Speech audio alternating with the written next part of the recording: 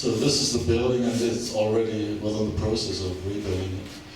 This was the beginning, and you can't see it on those pictures that the wood was really completely rough.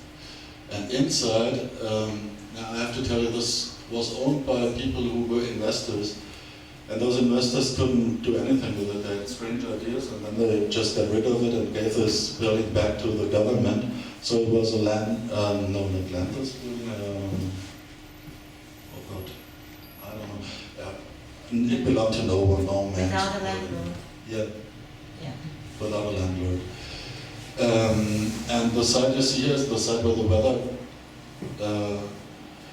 where the whole rain goes to the facade, and we had to lift the whole side, so which means you have to take out all the wood and put it in again, and those are really heavy, it's oak, and we had to build a skeleton behind this wall, so from the basement up to the roof, so it stood on a second skeleton. It's something that's, even for if you're a professional like me, it's really not easy. And this was the inside. Those were rooms for people who didn't have a lot of money, and they really tried to do something. So here you see the way it looked like. This is a room. There were 7 small rooms inside of this room, and after we threw all that garbage out, it looked like this. So just to get a feeling what was really inside of this building, it was an old representation building, and the first steps were really great because we were there with 20 people working, and everything you threw out of this building made you say, oh wow, great, and thought that it looked so great, super idea. And then we taught all those techniques. We wanted the people to learn each and every technique in restoring. That means how to plaster walls, how to cut wood, how to change things, how to recycle. You see guys recycling the clay. Because you can't imagine that it's about 1 meter of clay, and below there is the original floor. Because you can think that 1,000 years of inhabiting, there's always a new layer, a new layer, a new layer, a new layer. So at the end it's shrunk like this, you feel like in a new building. But if you open it up, then you have around 4 meters of height again, or 3 meters 60. So it's a totally different building, and we knew that before because we know what we see, but all those people didn't know that. They were just like, oh, well, that's really huge. So here's, for example, this was the room where the parties were in the 16th century. It's a party room.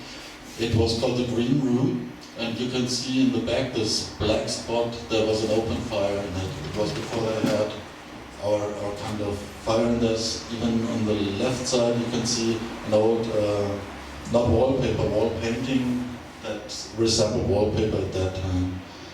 So this is the side I was talking about. It looks quite small because I didn't treat the picture right.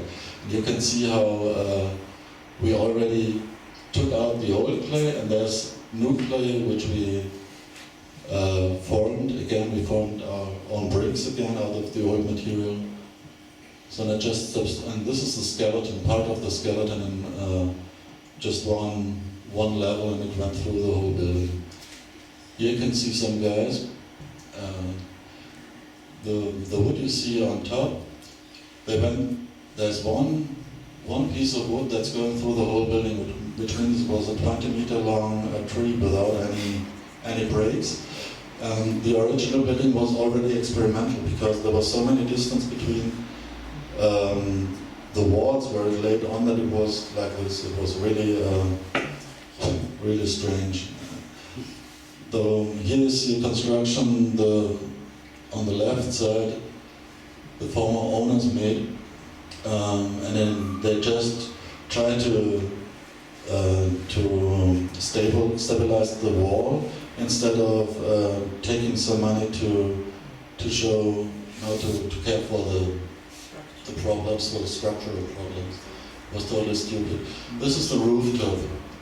This was one reason why we dared to do it, because the roof was really intact, and this is about, I would say, I would say 1,000 years old, almost 800 years, something like that. Wow. And it still stands like the first day it was built, without any structural problems. And here you can see we made a second level inside this, because this is going to be our party room after we use it again for concerts, and it's got some isolation, so the whole warmth won't go out of the building again. Here you can see the recycling of the clay, just to get an idea of the dimensions, what we are doing. I just show you the short pictures, and here's some pupils from the local school who came down for one day of practice, and they learned how to do this again. And this is one main thing as well. I could tell you that about 40% of the people, there were about 80 people during 3 years, and 40% of the people got a job again. And for most of them, it was the first job during all that time. And where 3 young kids became carpenters.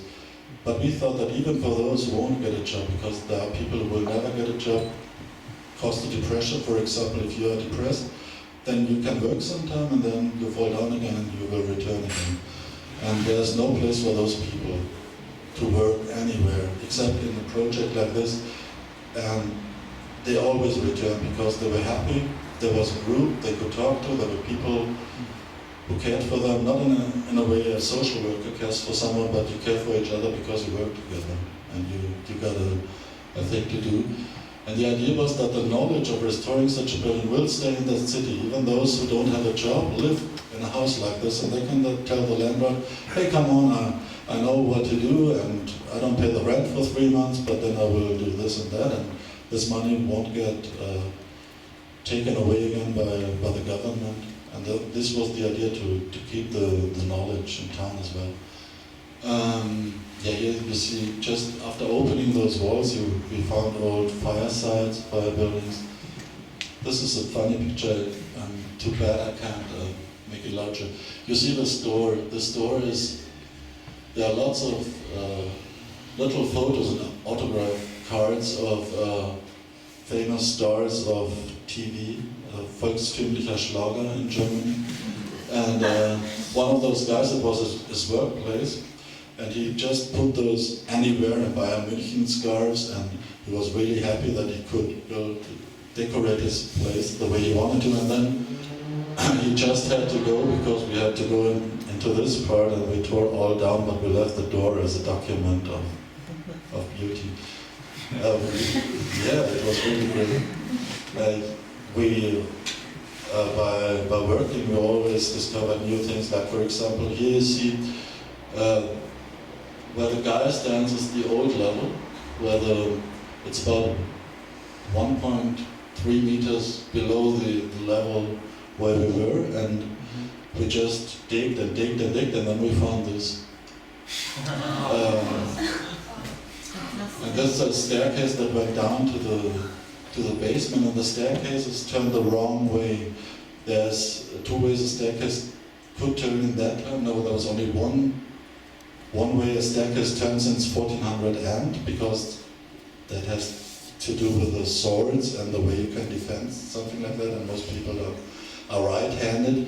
And this turns the wrong way, which means it has to be before 1400. So we just could tell, and by all things, how old this building might be. Here's a restaurator who got paid by the Denkmalschutz, that's a governmental institution caring for those really important old buildings. And he was with us, not all the time in the beginning. He's from Dresden actually, because lots of good restaurators come from Dresden. And for example, he showed us this wall and the way it was painted in the Gothic times. They wanted to show that they could use very long, straight, I don't know the word for Säule, columns, yeah. And they would never show the horizontal lines, as we are used to show right now. If you deal with those old buildings, you always show the horizontal lines and the columns. They wanted to show just the length of the building. So for us it was interesting just to see what was there. And the problem is, by dealing with those old buildings, if you read, it's like reading a book, you know, you just take off the first layer, then you see what's underneath, and it's a layer from 1860.